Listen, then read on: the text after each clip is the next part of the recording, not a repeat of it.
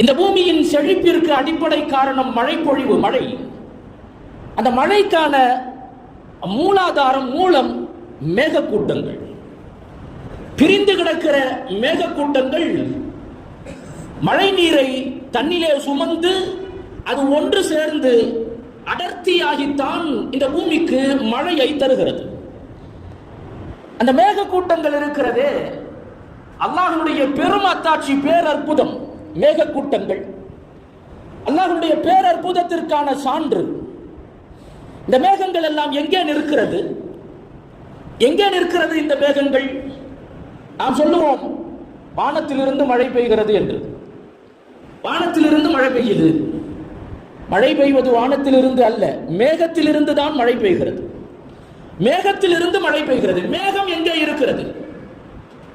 வானத்திற்கும் பூமிக்கும் இடையே, வானத்திற்கும் பூமிக்கும் நடுவே அல்லாஹ்வுடைய கட்டளைக்கு கட்டுப்பட்டு எந்த விதமான தாங்கு சாதனத்தினுடைய உதவியும் இல்லாமல், எந்த தாங்கு சாதனத்தினுடைய எந்த விதமான சப்போர்ட்டும் இல்லாமல் வானத்திற்கும் பூமிக்கும் மத்தியிலே அல்லாஹ்வுடைய கட்டளைக்கு கட்டுப்பட்டு நிற்கிறது.